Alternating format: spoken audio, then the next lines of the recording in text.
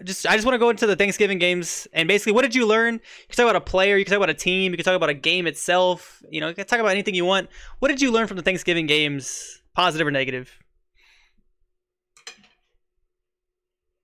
I'll let someone else start. I'm gonna need to think.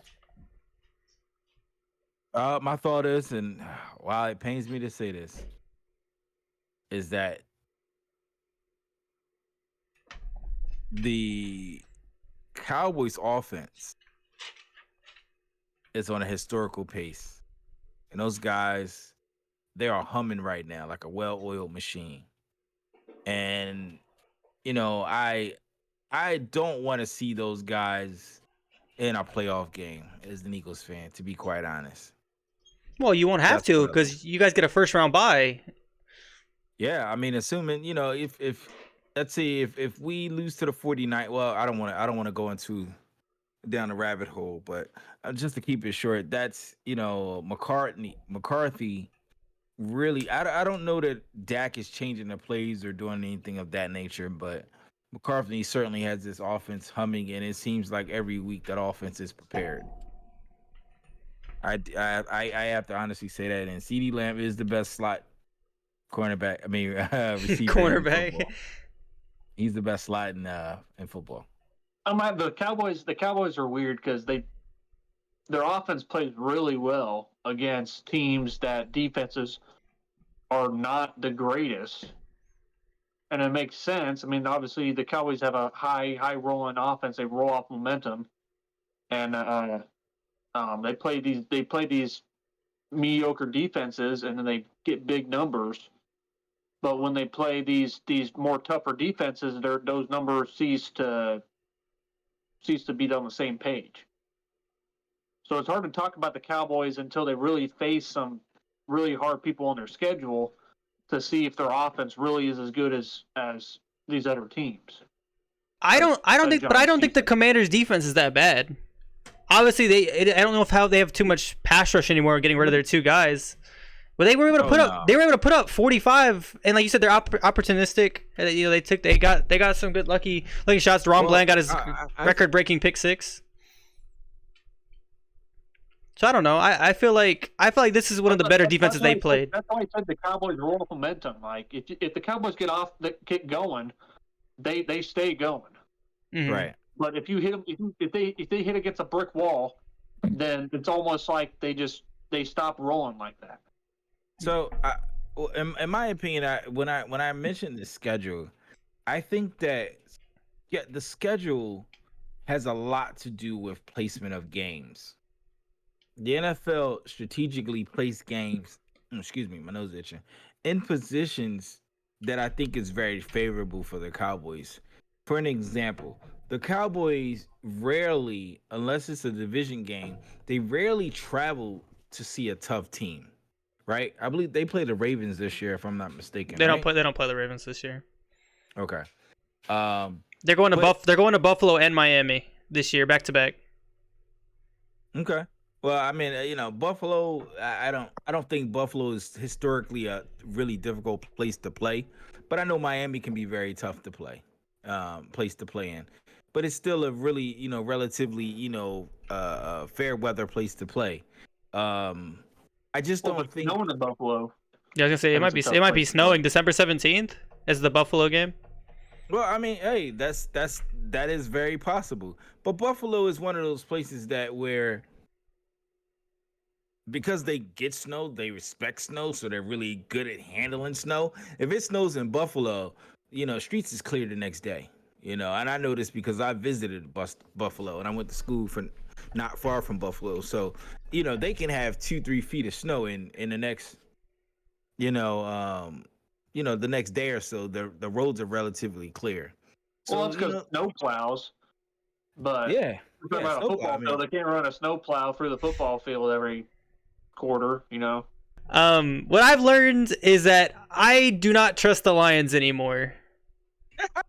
That's what I've learned. Oh boy. Okay. All right. I don't trust the Lions anymore. These, as far as like where they're going, I watched them beat a Bears team, barely, and I watched them lose to this Packers team, which I don't think is very good. I didn't think they were very good. Like after week 3, I don't know if I trust them. I like the talent they have. I like their coaching, but I don't know if they're gonna be able to win a playoff game. I obviously it's the regular season. I keep going to the playoffs, but after what I keep seeing, I haven't seen them beat a good team either. Similar to the Cowboys, like I haven't seen them. I'm sure they have beat a 500 team, but it could have been a very good 500 team. Because when I watched them play the Ravens, we blew them out. When I just watched them lose to the Packers. I just don't know if they're inconsistent or what, or like what's going on with that team. Maybe they thought that they were gonna blow out this team on a Thanksgiving Day, or maybe the Packers just came out to play on Thanksgiving. I have no clue. But for these past 2 weeks, I haven't liked Lions football. And I like Jared Goff, so I want to say that first. But maybe we're overrating him a little bit. I think maybe he's not a top 10 quarterback. I think when I look at him, I think he's bottom of top 10, but I feel like he's very well in the conversation of top 10. Maybe he's a middle of the packed quarterback when it comes to like just ranking them overall. I think I want to say the Lions are in the same tier as the Jaguars. Like they're a good team, but like they're not as good as you think they are. Right. Like you hold them in high ranks, and then all of a sudden they play like a good team, and then they kind of get exposed for like how undermined they are. Kind of like how when the Jaguars played the 49ers. Like I thought it was going to be a good game, and it just wasn't.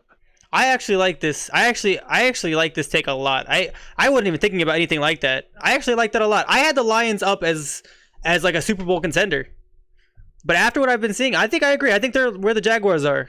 Like we're talking dark horse candidate, like super dark horse candidate. Yeah. Just like that when the Lions played the Baltimore Ravens and got exposed bad.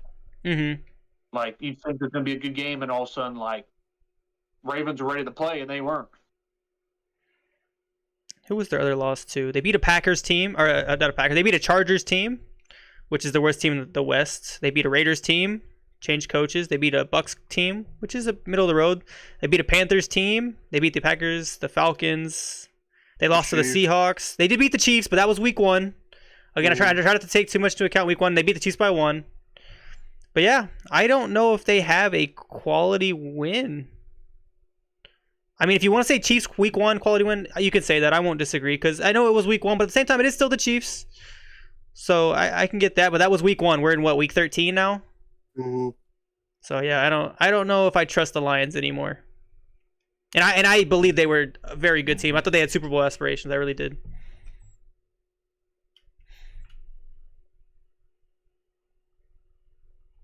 You gonna say something, Vince, or are you just gonna watch us? I don't have much to say on the games you mentioned, other than and we've kind of harped on it last week a little bit, and just like being in Xbox parties and stuff. But like, yeah, the Commanders are just shooting themselves in the foot with the trades they've made. But like they have players or had players that you can compete. I'm not going to say win a Super Bowl or go that far or anything, but you have solid defensive players that can get your defense to become a competitive team, and you trade it all away. But you know what? And I kind of understand what the Commanders were thinking as far as like maybe this isn't their timeline. You know what I mean? They got the Eagles, best team in the league. They got the Cowboys, who were playing very well. Maybe they're thinking like this isn't their time. So why pay Montez Sweat? Why pay Chase Young all this money if we don't think we're gonna be able to get past those teams in our own division? Maybe they're looking towards the future with those kind of moves. Because yeah, and you said that. Yeah, kind of like a rebuild. They have the quarterback that they like. Maybe they'll just try to rebuild a little bit.